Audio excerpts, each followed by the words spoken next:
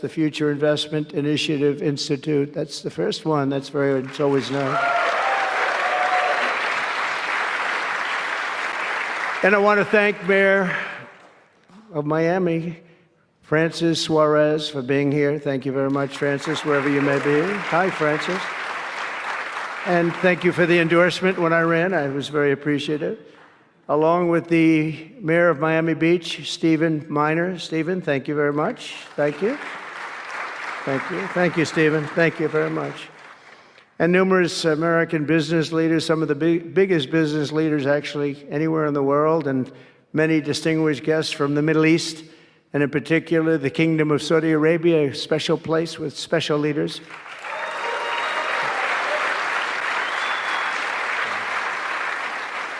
And including FII Institute Chairman and Governor of the Public Investment Fund, which is a seriously big fund. Yasser, I see you there. Stand up, Yasser. Everyone knows Yasser. Thank you. Great guy, great person.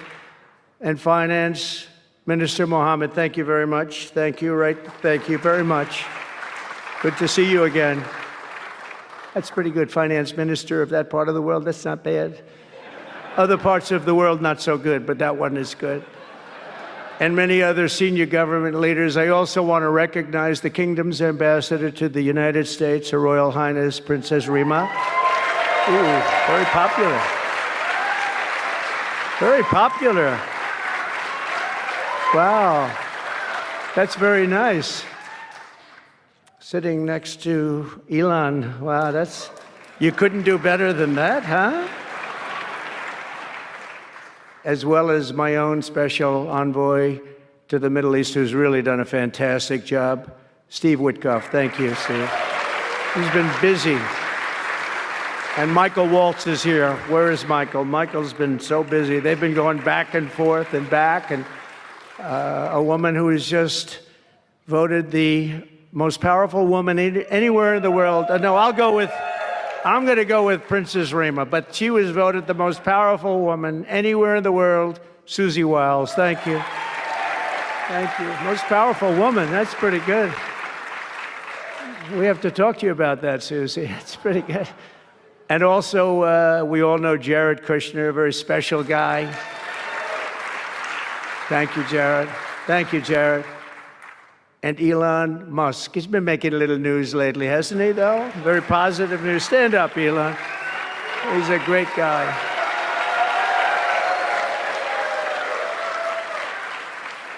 We did a little show last night. I heard they got very good ratings, too, by the way. We did. Hannity. Sean Hannity was fantastic, a fantastic man, a fantastic guy, and he did a show, and it was great being on the show with you last night. I come today with a simple message for business leaders from all across the nation and all around the world. If you want to build the future, push boundaries, unleash breakthroughs, transform industries, and make a fortune, because you want to make a fortune. Most of you have already made a fortune. I don't want to say that.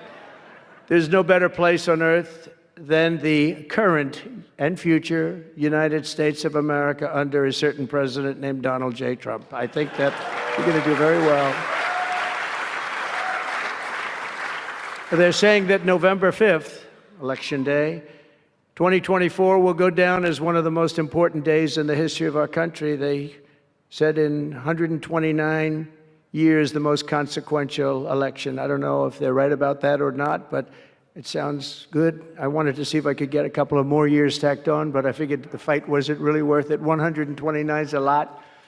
And as of January 20th, 2025, the dark days of high taxes, crushing regulations, rampant inflation, flagrant corruption, government weaponization. Oh, I know about weaponization. And total incompetence will be gone forever. They'll be gone forever. Because the United States is back and open for business, and the golden age of America has officially begun. You see it happening. Since my election, America's economic engines have come roaring back to life in just a very short period of time. Think of it, from November 5th, the progress that's been made has been amazing. The NASDAQ is up nearly 10% in just a few months, and that's a lot. The Dow Jones Industrial Average is up 2,200 points, and Bitcoin has set multiple all-time record highs because everyone knows that I'm committed to making America the crypto capital. We want to stay at the forefront of everything, and one of them is crypto, and Miami seems to be the center of the action, come to think of it, and maybe it'll stay there. Business optimism skyrocketed 42 points. Think of that in a single month, the most in history by far. That's the biggest increase in history by not even close. The ISM index of manufacturing activity surged into positive territory for the first time in many years. Amazing. And it was just announced, this is an interesting one, I didn't realize it was that bad for so long, but it was just announced by one of the nation's most historically accurate and respected pollsters, Rasmussen, that the number of Americans who believe our country is on the right track now exceeds those who think it's heading in the wrong direction for the first time in 20 years. Can you believe that? 20 years. And this is really a seismic 27-point swing from just before the election. Nobody's ever seen anything like that one yet, sir. I want to tell you, that's a big one. The best and most successful business leaders on earth are now racing to invest in the United States. Since November, DeMac has announced plans to invest $40 billion in the U.S., creating at least 10,000 jobs. SoftBank has announced investments of between $100 and $200 billion, creating at least 100,000 American jobs. Oracle and OpenAI and SoftBank are now collectively committing $500 billion to keep the United States on the cutting edge of artificial intelligence, and so many more. I mean, so many companies that want to come to the White House and have a little news conference all the time. I said, why don't you just announce it? But they want to come, and I'll do that. I don't mind doing that. I say anytime they want to go 10 billion or more, I'm there. 10 billion or more. But on his recent visit to the White House, the Prime Minister of Japan announced he anticipates Japanese investment in the United States of well over $1 trillion, and we're working on an Alaska pipeline already, which is the closest point to Asia. And as you know, the ANWR, which we've started, Ronald Reagan couldn't get it approved. Nobody could get it approved for so many years. Couldn't get it approved. I got it approved. Actually, I got it approved twice. I got it approved, and Biden ended it. That was a shocker, but we just got it approved again. And we're going to be, it's probably the largest deposit maybe anywhere in the world, just by itself. It's, they say, of similar size to Saudi Arabia, so we hope that's correct. But all of this is only happening because of the world-changing results of the 2024 election. We won the House. We won the Senate, the White House, and the Electoral College, and the popular vote in a landslide. We also won all 7 swing states, and all 50 states shifted in the Republican direction for the first time ever. So every state, every single state of the 50 states shifted Republican. It's never happened before. Either way, it's never happened. And 85% of counties voted for Trump. Think of that. So you have 2,600 counties versus 525. 2,600, think of that. That's why when you look at the election map after it was all done, the certified map, the whole thing was red. 2,600 versus 500. It's a big difference. Nobody's seen anything like it, actually. So as a result of this very historic victory, investors from all over the planet once again have confidence in America's future and respect for America's leaders. And it's about time we get a little respect. The last administration was the worst and most incompetent in the history of our country, but we are moving quickly to fix every single disaster Joe Biden created and make America stronger and more prosperous than ever before.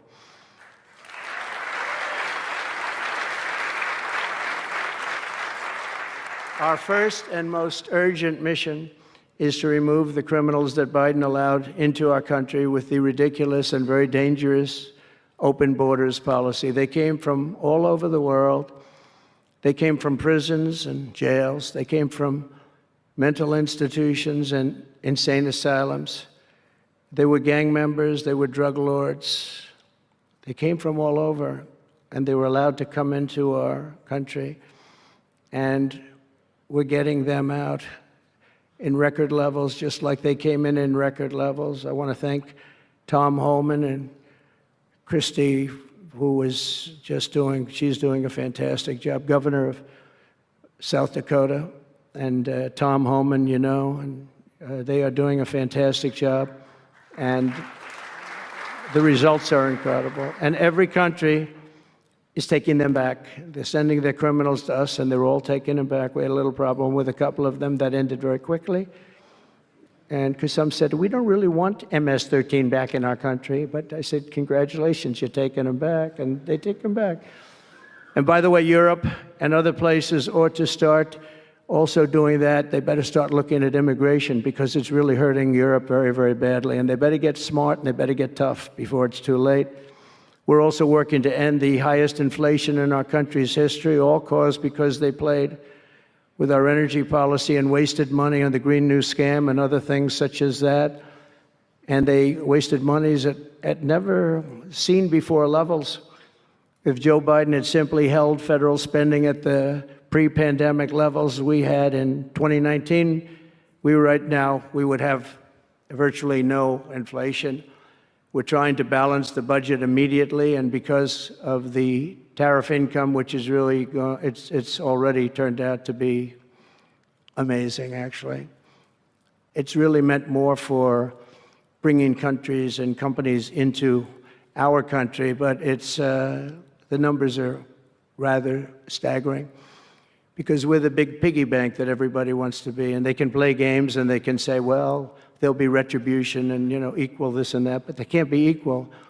But we want to keep it so that we're the big piggy bank. And if we had years like we did the last 4 years, that wouldn't have lasted too long. So we're not promising it, but, you know, all of these things could happen. We hope to balance our budget. So I don't want to promise it, because if I do and we come about $10 short, the fake news media back there would say, we have breaking news. He did not make it. He did not make it. But we'll get it done very soon. It might not be this year, but it could be this year. Actually, we have a chance at getting it even this year, which people would be shocked at, because they were talking about 10 years, 15 years, 20 years from now. When I took office last month, we inherited the consequences of inflation. That was more than 4 times what it was when I left 4 years ago. Think of that. I left, it was at 1.4%.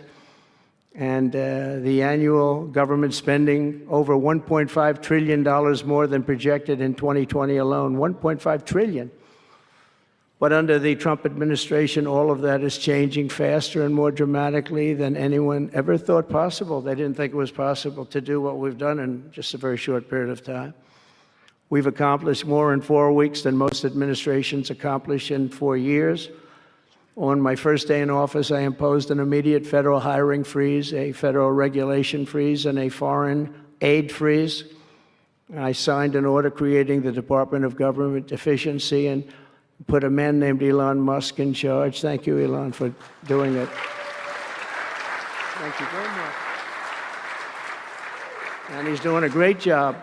I wish you could have seen him last night. It's really, you know, he's a very committed person. He's a very serious person. And he's a very high IQ people. You know, I like high IQ people. Not all have to be, but, you know, it'd be nice to have some people up there that he's a seriously high IQ individual. Now, he's got his faults also, I will tell you that. But not too many of them, which is now really waging war on government waste, fraud, and abuse. And they're curbing inflation and saving taxpayers billions and billions of dollars every single day. And there's even under consideration a new concept where we give 20% of the Doge savings to American citizens and 20% goes to paying down debt, because the numbers are incredible, Elon. So many billions of dollars, billions, hundreds of billions, and we're thinking about giving 20% back to the American citizens and 20% down to pay back debt and pay down debt, which is, if you look at value, if it were a real estate balance sheet, the debt is tiny, but we still want to pay it down. Doesn't matter. We don't look at it as a piece of real estate. It's America. We're going to get it down through intelligence, hard work, and, as Elon said, a word called caring. You have to care. By doing this, Americans will tell us where there's waste. They'll be reporting it themselves. They participate in the process of saving money. So many of the men and women in this room, as an example, they pay tremendous amounts of taxes. And here are just a few examples of where your money was going before I came along. These are just some of the, just taken at random. Oh, there are much worse examples than this. I was just looking at them before the speech, and I can tell you they were much worse. And there are some that are horrible, but I don't want to really say them because they're very, very embarrassing to people. Very, very embarrassing. And they're really something, but you'll be seeing it and you will be reading about it. But just some taken at random, $2 million for sex change operations in Guatemala, $20 million for Sesame Street performances in Iraq. $20 million, that's a lot of money. You know, I know what it costs to do those things. You get a cast over for $50,000, give them a couple of bucks tip, and that's it, not 20 million. 20 million, that's Gone with the Wind on steroids. $101 million for 29 diversity, equity, and inclusion contracts at the Department of Education. Wow.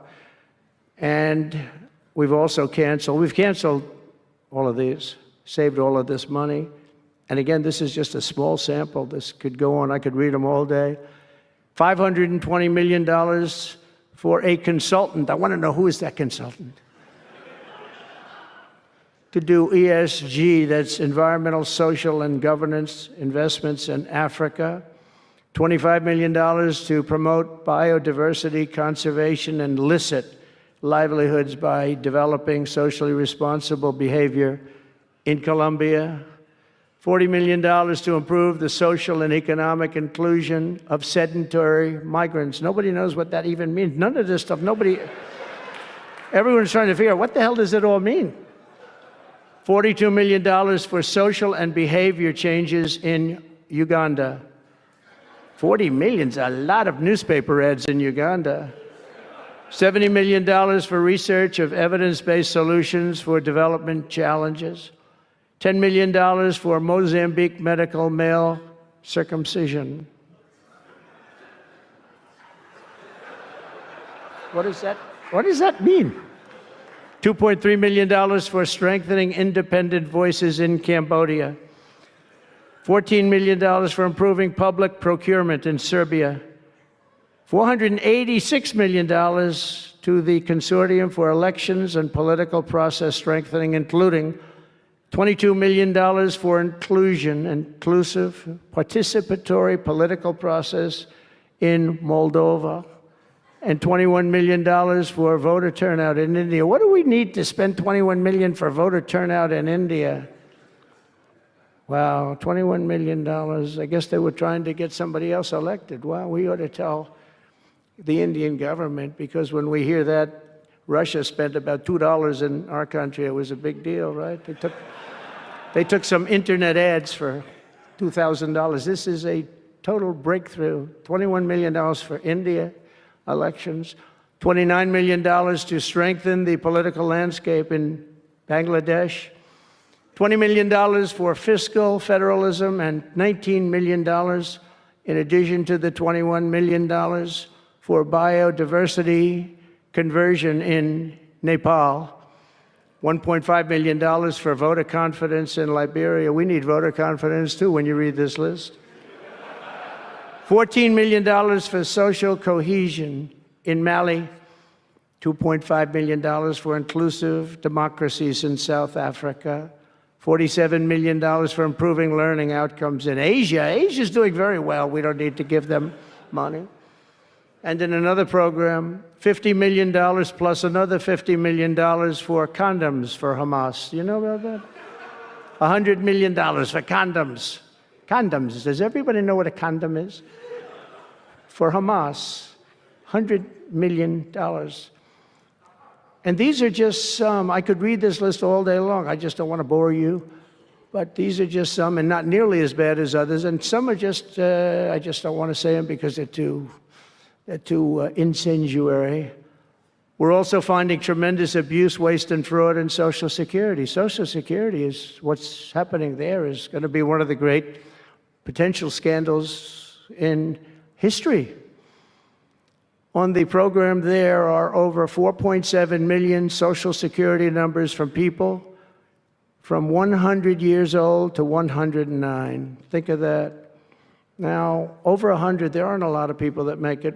Hopefully, most of the people in this room will make it, but historically, you don't have thousands and thousands of people. But listen to this, 3.6 million people are on Social Security rolls from the age of 110 years old to 119. Do you think there are really that many? Those people are seriously old. But it gets worse. 3.47 million people are on Social Security from the age of 120 years old to 129 years old. 3.9 million people are on the age of Social Security from 130 years old to 139 years old. Now, the all-time record, I heard, is a woman who was 127 years old. That's the record. A woman from a certain country where they have actually people that live pretty long, actually. And she was 127 years old. That's pretty old. But we're topping her by millions of people. 3.5 million people from the age 140 to 149 years old. 1.3 million people are on Social Security from the age 150 to 159. And over 130,000 people are on Social Security over the age of 160 years old, okay? Including 1,039 people, think of it, over 1,000 people between the ages of 220 to 229. And one person between the age of 240 years old to 249. And the record topper, there is one person on Social Security who's 360 years old, which is approximately 110 years older than our country.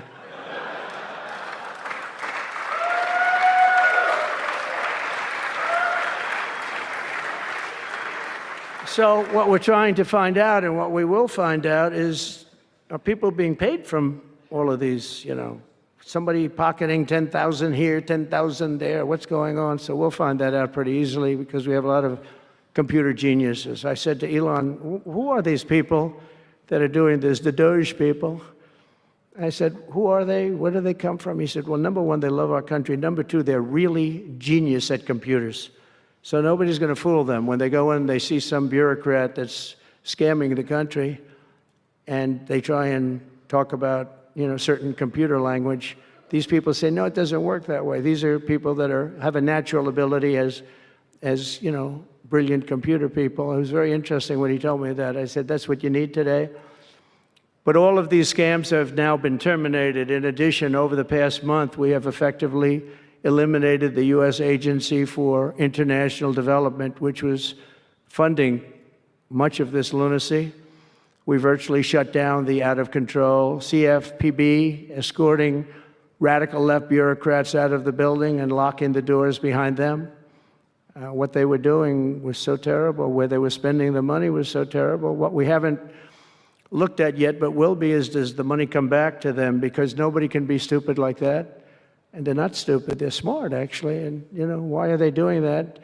Does money come back to them? So we'll figure that out pretty easily, I think, and quickly. But I've ended all of the so-called diversity, equity, and inclusion programs across the entire federal government and private sector, and notified every single government DEI officer that their jobs have been deleted. They're all deleted. And it's interesting, even these companies that have tremendous amounts of money. A number of them just announced, Walmart, if you can believe it, they just announced that they're stopping. And, these companies are writing off like $220 million. How can you spend that much money no matter what you're doing? If you're teaching something, you're going to have an instructor. You're going to talk? You're going to give them a book? Please read the book. You know, and then you find they spent $225 million on that. What's going on? And we were going in the wrong way, and our military was really, although I tell you, you know, we defeated ISIS with our military in 3 weeks. General Raisin Kane he's some general, he's a real general, not a television general. And 3 weeks, ISIS, and I asked him, and I saw some of his people that were so great, the soldiers. We have the greatest military in the world, but we don't have the greatest top leadership. That's why Afghanistan was such a horrible situation and so embarrassing and so many other things. But when we want to, with proper leadership, there's nobody even close to us. We have the best equipment in the world. We make the best equipment in the world. But we have the best military. But, you know, we never fight to win. We fight to just keep it going forever. And when we fight to win, there's nobody that can even come close to us. But I was talking to General Dan Kane, we call him Raisin Kane, and I was told it would take about 4 years to defeat ISIS, and he did it in 3 weeks. I said to him, "What do you think, General? How long will it take?" "Sir, I think we should do it in less than 4 weeks. You're going to have time left over." And he did that. And we were told by the television generals it would take 4 years, so we did it. That's when I went to Iraq. I flew to Iraq, and late at night, the dark of night, all the windows closed, all the lights off in the plane, in Air Force One. And we flew in, and it was pretty amazing. I'll tell you, we were landing, and there were no lights in the plane. "Sir, we have to turn off all lights." I said, "You mean we spend $9 trillion and we have to fly in Air Force One with the lights off?" And I went up to the pilot, said hello. And by the way, these guys are like central casting. These are the best-looking human beings. Everybody is like perfect. The most handsome people, the best-looking people you've ever seen with the flat tops and the whole thing. And I was a little concerned because the lights are off, and everything's off, and even the lights in where he was were down, very dim, very, very dim, with all of the lights on the fancy dashboards of the plane, of Air Force One. We're getting a new Air Force One if they can ever finish the damn thing. We're getting 2 of them, actually. But we may have to go a different route because it's taken them a long time. We're going to get military that's going to start building. We're going to get people to start building properly again in our country because they don't build properly. This was Boeing. But we're up there, and I'm looking at these people. And again, I say, they look like Tom Cruise, but better. Stronger, tougher. And I like Tom Cruise, but these are better. And I said, "Are we okay, Captain?" "Yes, sir, we're fine." But I'm looking out, I don't see any lights, and we're landing. And I'm used to that. I like to sit with the pilots a lot and respect the pilots greatly. And we're up there, and we have the computer. I call it the computer voice, where it goes 1,900, 800. It's feet. Your feet above ground. So that means you're very low. And I'm looking out, and my eyes are pretty good, and I don't see any lights. And the computer goes out, sounds like an intelligent individual. It goes 1,000. We're 1,000 feet up. It's a 10-story building. There's a big plane. And then it goes 900, 800, 700. I say, "Captain,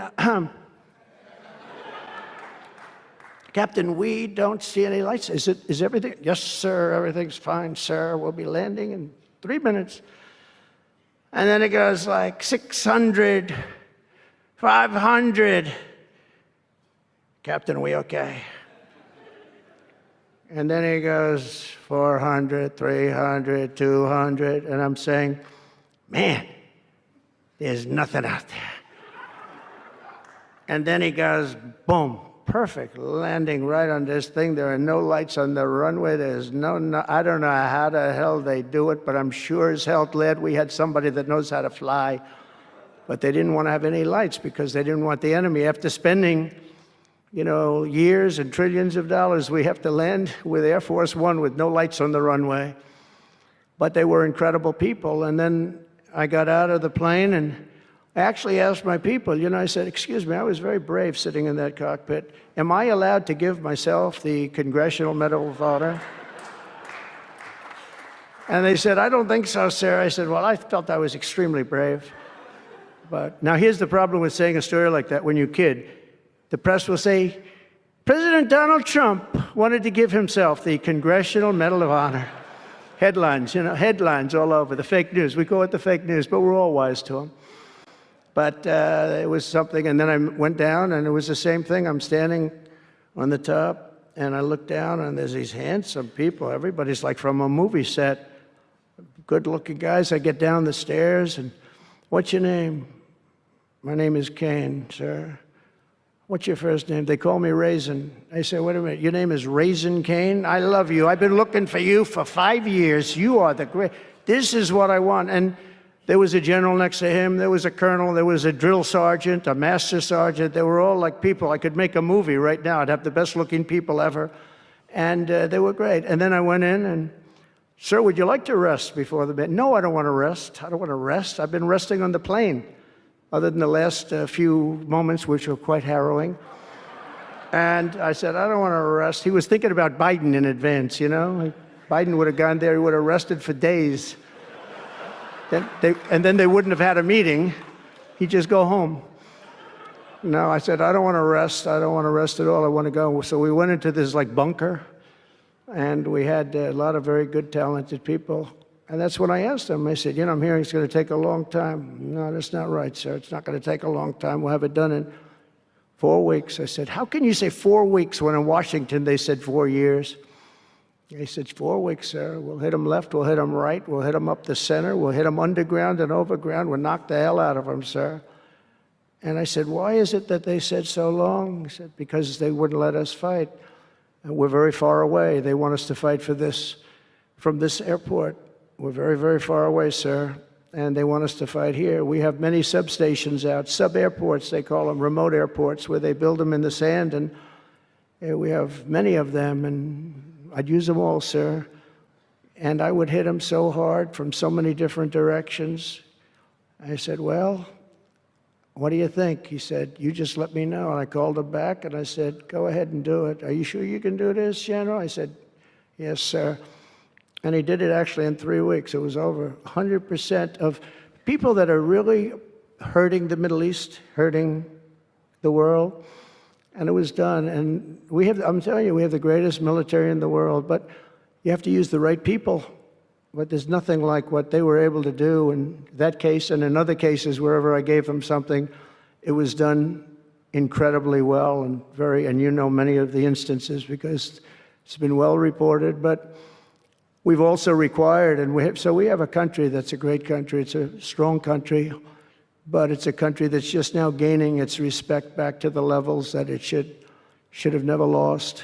We were being laughed at by the entire world, but we're not being laughed at anymore. But we've also required that all federal employees must once again show up to work. It's a new phenomena, since COVID.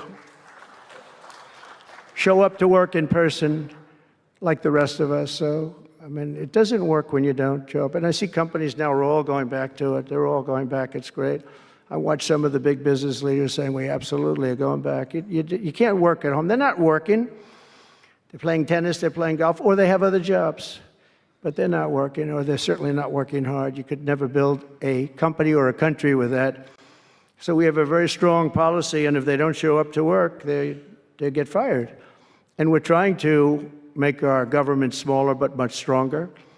And we have tremendous bureaucracy, but it's happening. A lot of people are leaving, and in some cases leaving with pretty good offers. You're paid 7 or 8 months and go out, find a job. But some of these people had jobs. They were actually working for us, but they also had other jobs. And those people, in theory, they have problems. I don't know if we're going to do anything about that. So we have other things to do, but they were working other jobs instead of working for us. So they were staying home working, but they were working other jobs, getting paid a lot of money, perhaps.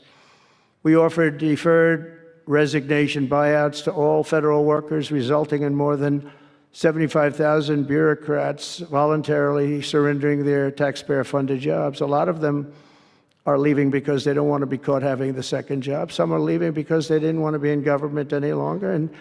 And some are leaving because they didn't want to show up to work. They wanted to work outside of an office. And that's never going to work for anybody, including companies. Companies ought to get smart. You watch these companies where they do that, They start going bad. Nobody knows what's wrong with this company. Well, try getting the people back into the office where they can be cohesive and together. In less than a single month, the Department of Government Efficiency has already saved over this is just a short period of time, $55 billion. And we're just getting started. That's nothing compared to the numbers that you're talking about, right? We're ending trillions of dollars in waste, and it'll mean much lower inflation, lower interest rates, lower payments on mortgages, credit cards, car loans, and much higher stock markets. I think the stock market's going to be great. In other words, we will rapidly grow our economy by dramatically shrinking the federal government, and we have to do it. I'm also taking fast action to end the radical left's nation-wrecking crusade against oil and natural gas. Over the past 4 years, the Biden administration cut the number of new oil leases and gas leases by 95%. They slowed new pipeline. I mean, look at Dakota Access, they wanted that one knocked out. The Keystone Pipeline, they wanted that one knocked out. They ended the Keystone. We got the Dakota Access done, but it wasn't easy after they tried to stop it. They slowed new oil and gas pipeline construction to virtually a halt. They shut down 38% of active oil and gas rigs in the United States, but they love the wind turbines. They go round and round and round, and if the wind doesn't blow, they got problems. They kill all the birds, they ruin the sight lines, they ruin the plains and the beautiful areas of our country, including the oceans, the lakes. They closed more than 50 power plants, all causing energy prices to skyrocket. You saw that happen. That's what caused inflation, pretty easy. These policies were so destructive that despite draining nearly 40% of U.S. strategic petroleum reserve meant for emergencies, it was meant for emergencies. It wasn't meant for getting a price of gasoline down so that you can win an election. It didn't work for winning the election. Actually, there's so many people that are driving that it's a very small number, just had a very small effect, but in the meantime, it takes it down. We'll fill it up fast, but it's at the lowest level. When we made the transition, it was at the lowest level in history, ever recorded. It's the lowest level. Nobody's ever seen it that way.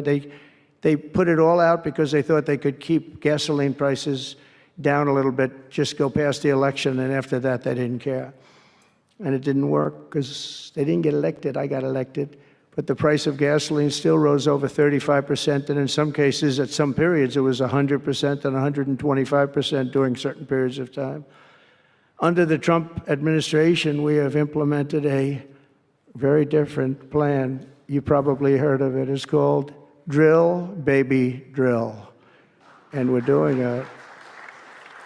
The world runs on low-cost energy, and energy-producing nations like us have nothing to apologize for. We have more energy than any other nation in the world, and we're going to use it. And we're going to use it on AI plants. I was telling some of the people that came in that, they're very interested. Everybody's talking about AI. I hope you're right. I don't know. Who knows? But Elon, are they right? Are they right in going all? They are all in for AI. But the problem is, to do it, just in our country, you need twice the electricity just to open up and be the top of AI. You need twice the electricity that we have right now in the entire country. If you take all of the electricity, you need more than twice. You need double what we have right now just to fuel this new industry that's growing. I was amazed when I heard that number. And they all said, how can we do this? Because, in China and various other places, you can probably get it with the shake of a hand. But in our country, you can't. But now you can, because I'm declaring a national emergency in order to get fast approvals. And we're going to have, if you build a plant, you're able to build an electric generating facility right next to your plant. So you'll be making your own. You won't have to count on utilities. You won't have to count on an old grid that could fail, could get hit by something, bad things or good things. But you're not going to have to worry about grids. You'll build your plant, and you'll build essentially you'll become a utility in a way. You'll build your own electricity. If you want to build extra and put it out and get paid for that, you're going to be able to do that. You could put it back into the grid, but you're going to be able to build with your plant a generating facility, and we're going to get you Lee Zeldin, head of the environment, head of environmental, the environmental group, various groups, and we've got them unified now, but we're going to get you very fast approvals, and they'll be approved so fast your head will spin.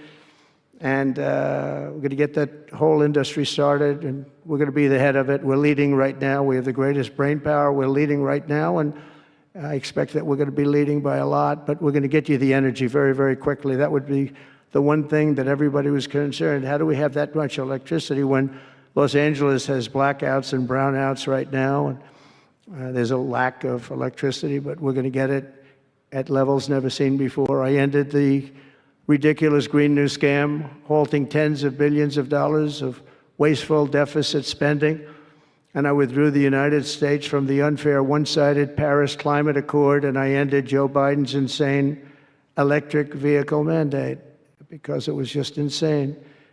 I repealed the last, and by the way, if you want to buy an electric car, it's great. If you want to buy a gasoline-driven car or a hybrid, it's great. Whatever the thing happens to be. I heard hydrogen's hot. The problem is when it's not, you're in deep trouble, because when that sucker blows up, they don't find the body. So that's one that I said, you know what, let's take a pass on that one. They said it's good, but when it's bad, it's really bad. You find the bodies on trees, on the side of a tree. I said, I think we'll pass on that one, right? We're not going to want that one. But you never know. Maybe someday it'll be good, but it doesn't sound like it's off to a good start. I repealed the last administration's very destructive natural gas export ban. And last week we approved our first new liquefied natural gas export license, and we have literally hundreds of people that want to export. I recently met with the Japanese Prime Minister, Shiba, to discuss large increases in American oil and gas exports. They want it so badly. They said we went to the Biden administration, they wouldn't sell it. They wouldn't sell it. Nobody knows why. Biden didn't know why either. They asked him, I don't know. They did, oh, I didn't know that. But we're going to sell it, and the new project in Alaska is going to feed all of Asia. We're going to take care of all of Asia. We have so much oil and gas, like very few people, like very few countries have, like really actually no country has. I also met with Prime Minister Modi of India, who wants to greatly expand India's purchase of American energy, and my administration has also launched the most aggressive deregulation program of any nation in history. Under my executive order, for every one new regulation added, 10 old regulations have to be eliminated. And you know, in our first term, which was actually an incredible success, we had the greatest economy in history until COVID, and even after that, we did great. The stock market was higher. If you think of it, it was higher after the fact. After we went through that whole thing, it was higher than it was just prior to COVID coming in, which is a pretty amazing thing. But we did a great job on that, but it was a terrible thing for the world. The whole world suffered. It suffered terribly, including China, including other countries. It was a terrible period of time. But despite that, we did well. But we had the greatest economy in the history of our country. And I think this time we're going to do even better. We were artificially hurt by COVID. We had to focus on that instead of focusing on, but just prior to COVID coming in, there's never been anything like what we did, what we achieved. And even after, we did very well, and especially considering what all of us had to do with COVID. Some nations were hit so badly, it's just unbelievable what happened to them. As part of our effort, I've signed executive orders to keep the United States at the forefront of artificial intelligence and to end Joe Biden's war on Bitcoin and crypto. We ended that war totally. That war is over. They were very hostile toward them until the very end, just because there's so many people on Bitcoin and crypto that just before the end, the SEC came out and they were being very nice. I was so nice to people because so many people were being indicted for no reason whatsoever.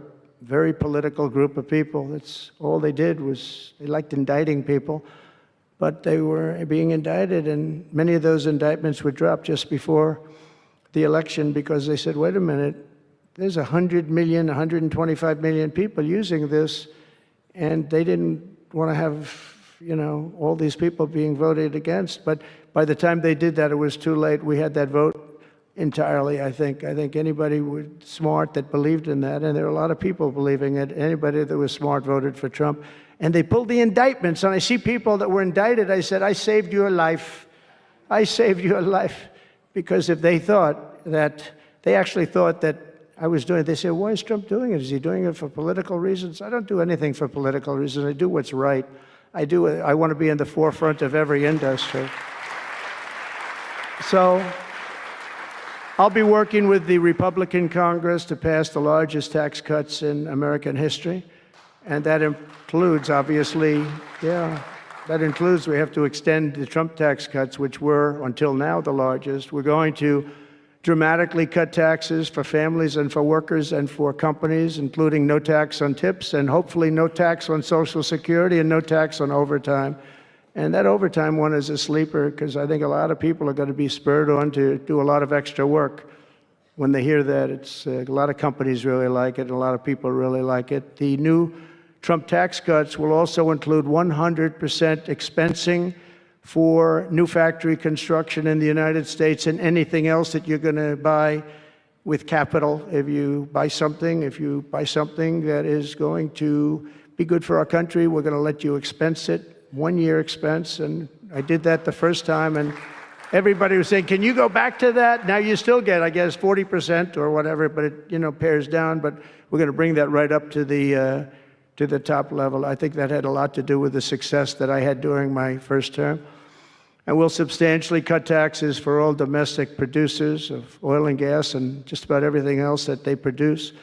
In my first term, I brought the business tax down from around 40% to 21%, which everybody said was an impossible thing to do. I cut it from 40. It actually was state and city was much higher than 40, but I got it down to 21%, and now I'm bringing it down to a goal of 15%, but only if you make your product in America. In other words, you're going to be at 21%, but if you make your product in America, you're going to go from 21 to 15. If you don't, you're going to pay 21%, which is still lower than anything. So guys like Elon are going to come and make his great cars in the United States. There are a lot of people will. A lot of people are calling. A lot of car companies are calling. They called me, three of the majors. They called and they said, we're looking all over the place. We want to be there.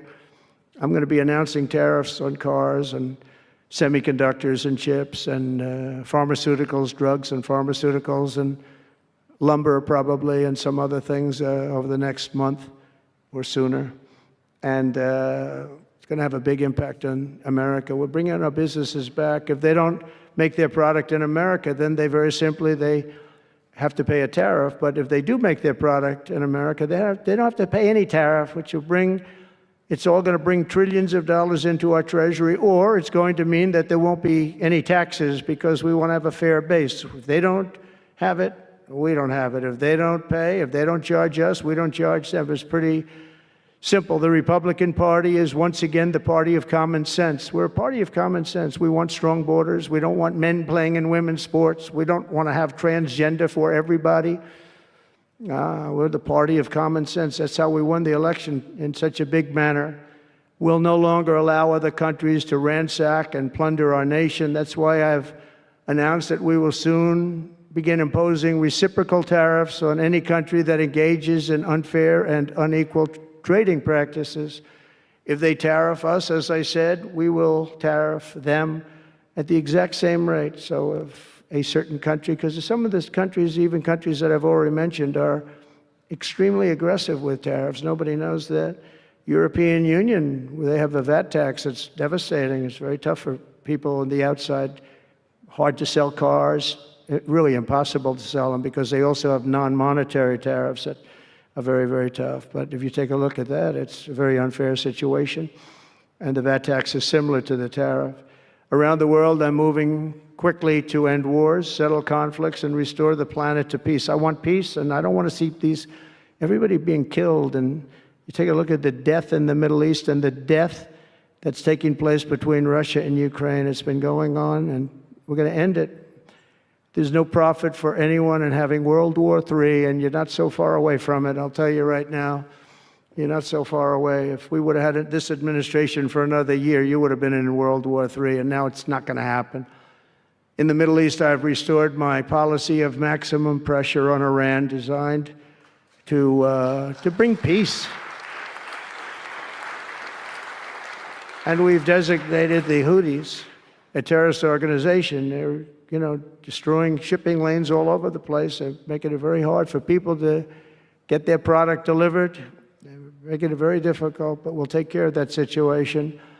And we've secured a ceasefire in Gaza, and we're bringing in the hostages, and we're bringing them home to their families. Some of them are in pretty bad shape, I have to tell you.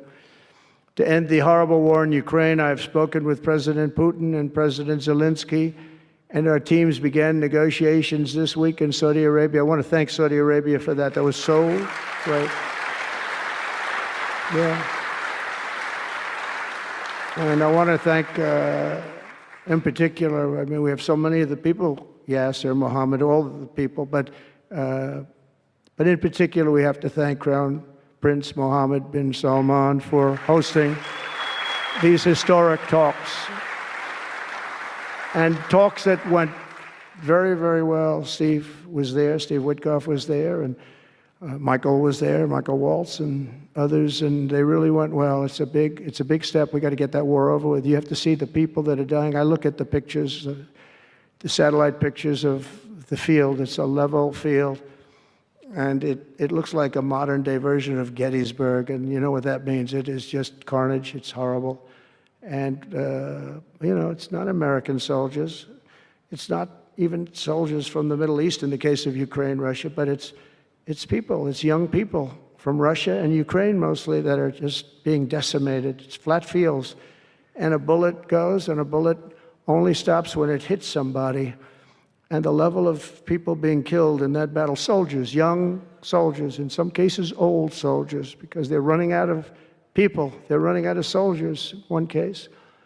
But think of it, a modestly successful comedian, President Zelensky, talked the United States of America into spending $350 billion to go into a war that basically couldn't be won, that never had to start and never would have started if I was president, not even a chance. And it didn't start for 4 years, never would have started. But a war that he, without the U.S. and Trump, will never be able to settle. They'll never settle that war without our involvement. That's why they did such a great job this weekend. That's why Saudi Arabia did such a great job this weekend in hosting.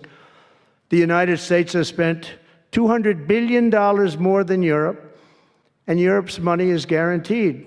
They get their money back. It's a form of a loan. Nobody knows that. I know that. I said, why isn't somebody saying, we do it the same way? And we spent much more money. We have to equalize. But while the United States gets nothing back, so they get their money back. It's a loan. We just give our money. And we had a deal based on rare earth and things, but they broke that deal.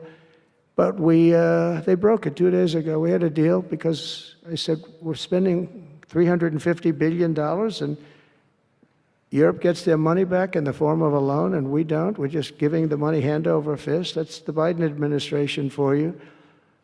But they're no longer dealing with the same United States as they were dealing with a few months ago. Why didn't crooked Joe Biden demand equalization, and that this war is far more important to Europe than it is to us, and that there's a very big, beautiful ocean, a separation? This is, we're helping Europe. We're trying to help Europe.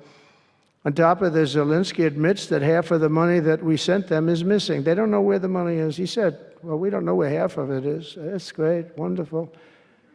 He refuses to have elections. It's low in the real Ukrainian polls. How can you be high with every city is being demolished? It's hard to be high. Somebody said, oh, no, his polls are good. Give me a break. Every city is being demolished. They look like a demolition site, every single one of them. And the only thing he was really good at was playing Joe Biden like a fiddle. He played him like a fiddle. That's an expression we use, Yasser, to say that he's pretty easy. A dictator without elections. Zelensky better move fast, or he's not going to have a country left. Got to move fast, because that war is going in the wrong direction. In the meantime, we're successfully negotiating an end to the war with Russia, something I'll admit that only Trump is going to be able to do in the Trump administration. We're going to be able to do it. I think Putin even admitted that. Biden never tried. Europe has failed to bring peace, and Zelensky probably maybe he wants to keep the gravy train going. I don't know what's the problem, but he hasn't been able. He's very upset that he wasn't invited. He could have come if he wanted to, but that he wasn't invited to Saudi Arabia. But he's been working for 3 years. There's never been even meetings or phone calls to stop this war. It's a horrible thing. I figure Russia's lost 900,000 soldiers. I think that Ukraine's lost probably 700,000.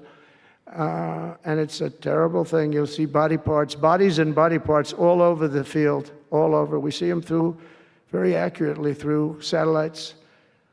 I love Ukraine, but Zelensky has done a terrible job. His country is shattered, and millions of people have unnecessarily died. And you can't bring a war to an end if you don't talk to both sides. You got to talk. They haven't been talking for 3 years. So we hope to see a ceasefire soon and to reestablish stability in Europe and the Middle East.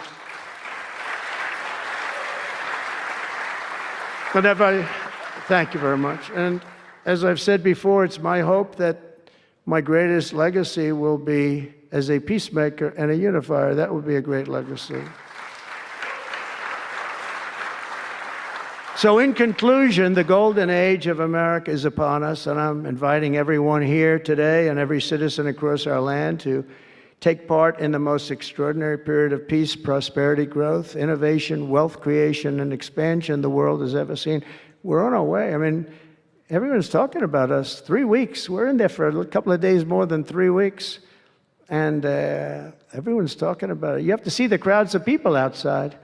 It's pretty amazing what's happening. We're on the verge of soaring markets, surging incomes, booming production, groundbreaking technologies, thrilling discoveries, and a quantum leap in the quality of life.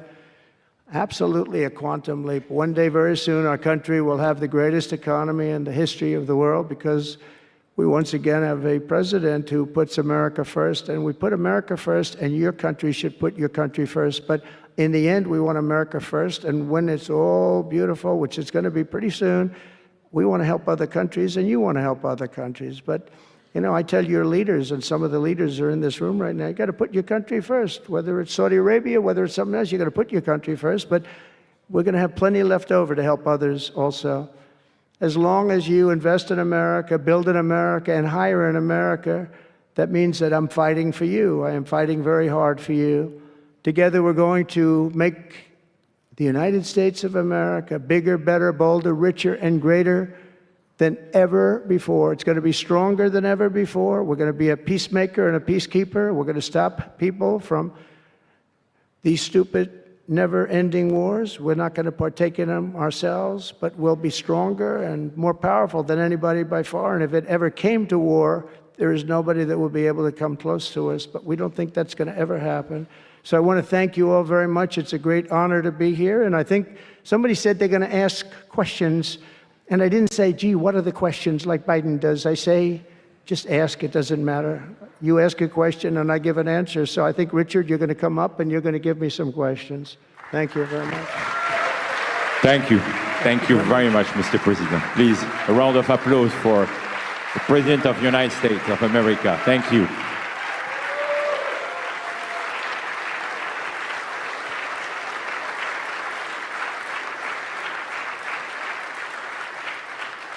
Mr. President, thank you for accepting to take a few questions. 20 years ago, I don't know if you will remember, we were under the same roof in Orlando and you were delivering an amazing speech in front of 3,000 sales reps, giving them the best advice to be successful. So what is the best piece of advice that you have ever received? Well, I think it was watching my father. You know, my father was a very hard worker, and he just worked hard. And he was very smart. He had good genetics. His brother was the longest-serving professor in the history of MIT, Dr. John Trump. And my father was every bit as smart. But my father had to work. He was older, and he put his brother through school. In fact, he once said, boy, I put him through so much school. He had 3 different degrees. And they asked him to stay on at MIT. But my father was the same ilk. And I noticed that my father was a happy man. And what he did is he worked. He just worked all the time. He worked. And he loved it. And really, I think the best piece of advice I got from that is you have to love what you do. And if you love what you do, you're going to have a happy life. If you don't, I mean, I see so many people, they're in businesses that they don't want to be in. They're in businesses that, they're bored in or they're not good at. They don't have a natural ability at it. There is such a thing as natural ability, whether it's sports or acting or anything else. I mean, some people have an ability for something. Try and find that ability. But you have to love what you do. If you love what you do, you're going to be, at least you have a good chance of being successful. Mr. President, it's almost time for an early dinner. So if you are throwing a dinner party and you can invite 3 fascinating guests, living or dead, who would you bring? Well, they're all sitting right in the front row. Yasser, are you ready? Mohammed, are you ready? Steve Witkoff, and we have the most important person, at least until the World Cup is over, is here. Johnny, stand up. He gave the United States the World Cup. Johnny, thank you very much. I didn't know you were here. That's very good. He's the king of soccer. That's not bad. And you've done a fantastic job. But it's very interesting. When I was president, I got the World Cup, and I got all of the, we have the 250 anniversary, so that fell in this administration. That's a big deal, 250 years. But we have all of these things happening, and I also got the Olympics. And I was called by the mayor of Los Angeles, sir, would you call up the Olympic Committee, because it was at that time President Obama will not take their phone call, and we're going to get the Olympics in Los Angeles. And by the way, they've recommitted to Los Angeles at a level that, I was very worried about that. And they've, the opposite, somebody could have said, well, we're going to do it someplace else, until they have actually recommitted. They're going to make it bigger and better than ever. So I want to let you know that. But I had the Olympics. So I got the Olympics, I got the World Cup, and I said, and the 250, but that one I didn't get. But it was there, it was in this term. And I ran an election, and we did fantastic in 2016. We did much better, millions and millions, tens of millions, but millions and millions of votes better. And bad things happened, and I didn't get that one. And I said, when I originally signed the Olympics, I said, I won't be able to even be president. And I got the Olympics, because if I didn't, when I spoke with the people, the organizing committee and the people in different parts of the world, they asked me to do it because the president wouldn't do it. I was president-elect, and I gave them a talk. I couldn't get them off the phone. They were starving for love. And the bottom line, they gave us the Olympics. And I said, isn't it sad I won't be president? Then we had the election result, and now I'm president for the Olympics and for the World Cup. So I'm very happy about that, Johnny. Thank you very much. Thank you. I'll be there. I promise I'll be there. And by the way, Mr. President, backstage you have a gift from Johnny.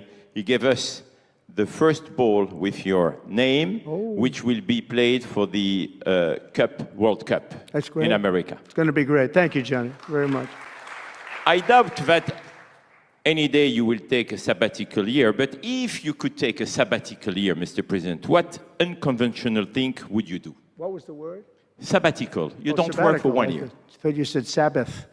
It's a big difference. It's almost the opposite when you think about it, right? I think what I do is, look, what I'm doing now is the most exciting job in the world. It's a hard job, not an easy job. It's a nasty job. It could be a lot easier with, I think that the news media has to straighten themselves out, because people are getting it. They're losing tremendous popularity, and they've lost their prestige, and they've lost their credibility.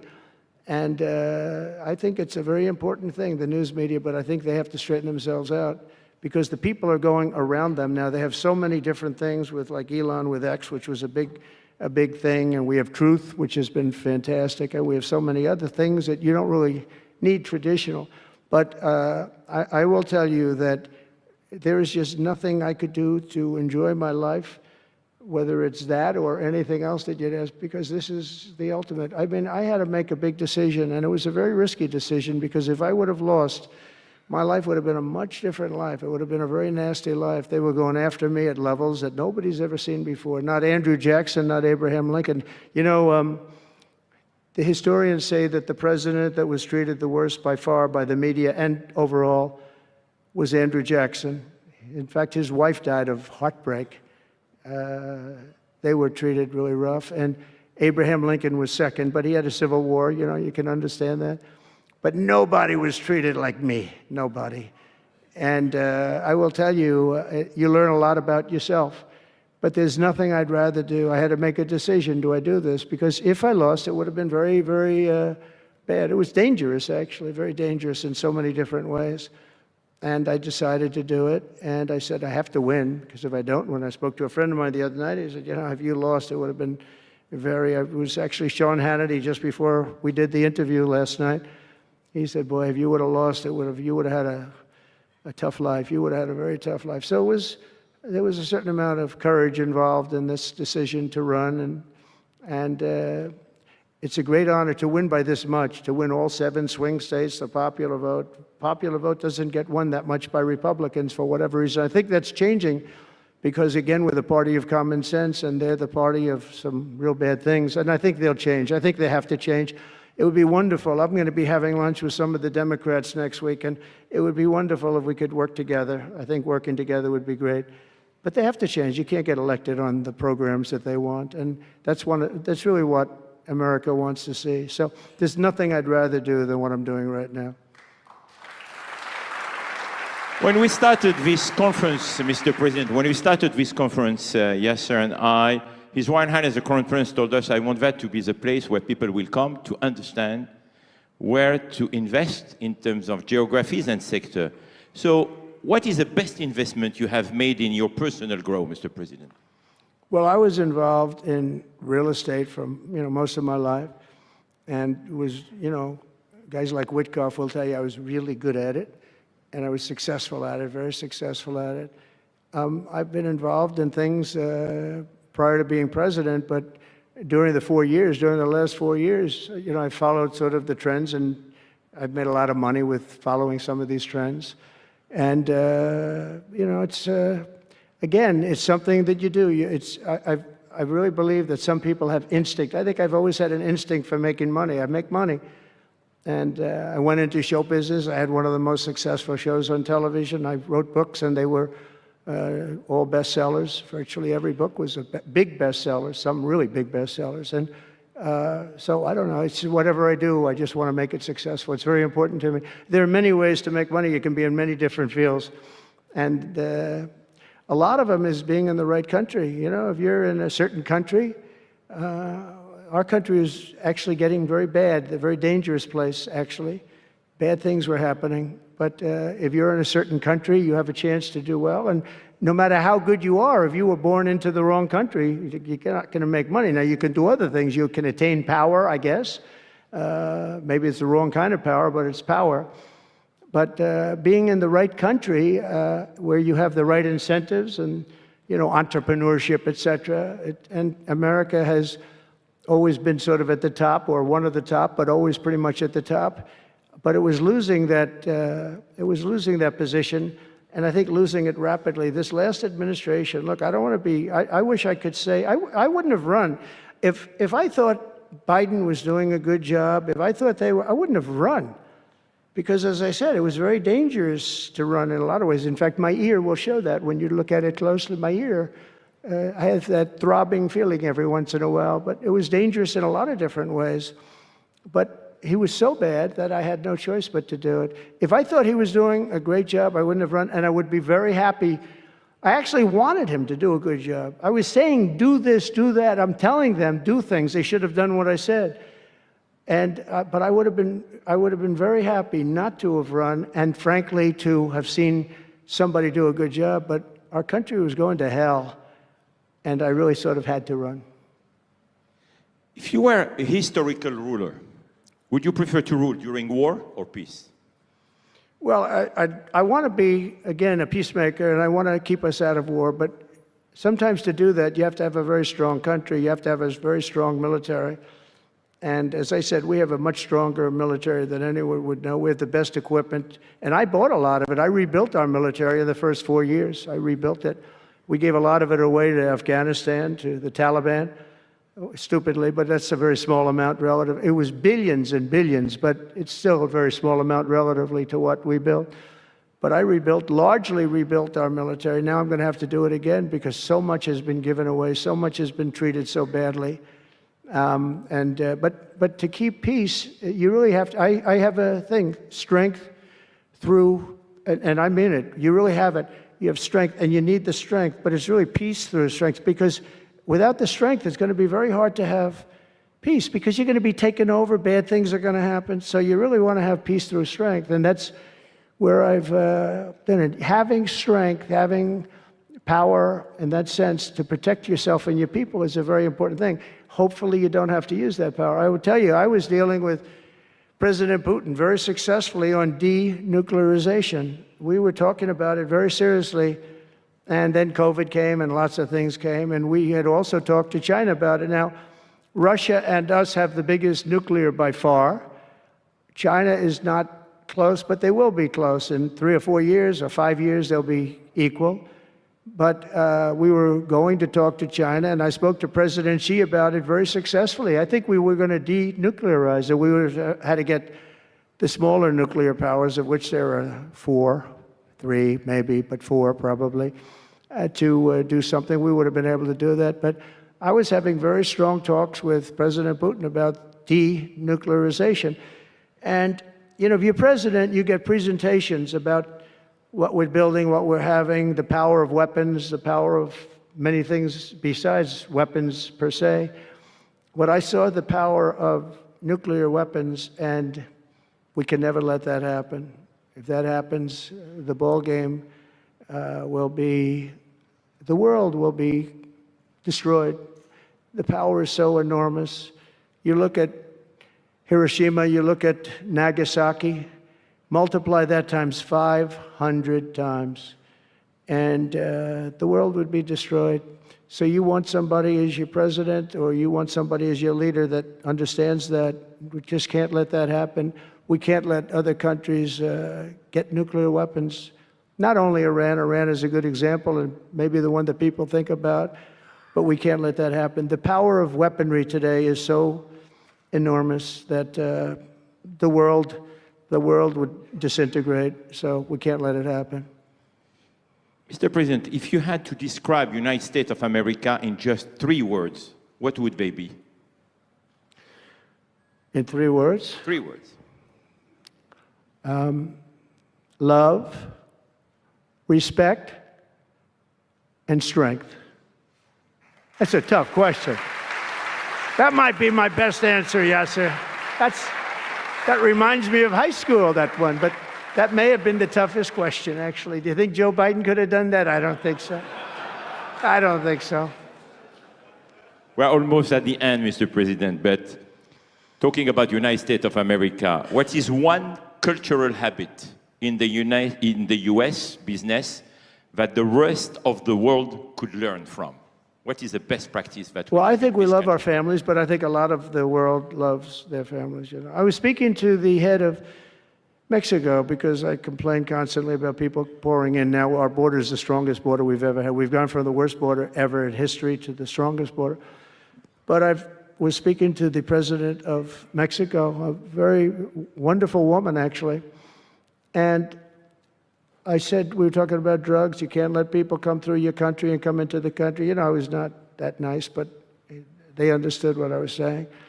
And she said something that really got me. She said, I said, you're not a big drug-taking nation? And she said, no, we are not a consumer. And I said, a consumer, what an interesting word. We're not a consumer nation. We're not a consumer of drugs. I said, what an interesting, and why is that? She said, well, we have very strong family values. I said, but we do too. We do too. We have very strong. Our families are devastated by what's happening with fentanyl, and China will not be doing. We're going to make a deal with China. They were not letting that happen anymore. And I had a deal, by the way, before I left. I had a deal with President Xi where they were going to give the maximum penalty to anybody making fentanyl and sending it into the United States. And their maximum penalty is the death penalty, and it would have stopped. But when the election turned out to be a rigged election, but that's okay. When an election turned out to be, it was an election that shouldn't have happened. All the things that happened. I'll give you an example. We wouldn't have had October 7th, Israel attack.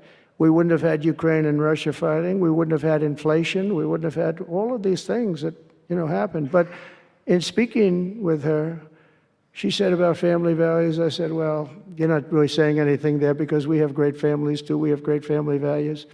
She said, plus we advertise a lot. I said, ooh, you mean you advertise about how bad drugs are? Yes, we do. We spend a lot of money on advertising. And I said, unbelievable. That was such a great conversation because we're going to spend hundreds of millions of dollars advertising how bad drugs are so that kids don't use them, that they chew up your brain, they destroy your teeth, your skin, your everything.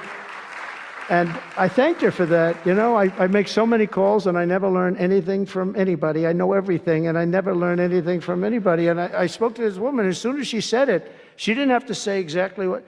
I said, exactly, what a great idea. And I think we're going to have, and I saw pieces of it, we're going to go in with $100 million and then another $100 million initially. But I saw some of the ads and they are really violent. I said, you have to make them strong. Your skin practically comes off after a period of time. You lose your hearing. You lose your teeth. It is terrible. And we show this happening to people. And I think we're going to, you know, we did very well with, we had blue ribbon committees headed up by the First Lady of the United States and a lot of other people that, you know, they have no idea the viciousness of these cartels and these people. And they're smarts. I mean, they're very smart, tough people, making a fortune, by the way, an absolute fortune. But we got it down 18%, which was a record. But 18% is not great when you think about it. I think we could get it down 50 or 55 or maybe even 60% with advertising. So she really gave me something. I was going to call her and tell her that she did, but now I don't have to call her because she's going to be seeing this right now. So to the President of Mexico, thank you very much. I appreciate it. But we're going to do a great advertising campaign saying how bad it is, how drugs are so bad for you. My last question, Mr. President. You have mentioned briefly in your speech about the legacy. What would you like your legacy to be, if you can tell us more about it? That I came into a country that was great, but is in trouble. And I made America great again, and I got it out of trouble, and people respect America now, and we were a country of peace, and we brought peace to the rest of the world. Thank you. Thank you very much, Mr. President. Thank you very much, everybody. Thank you.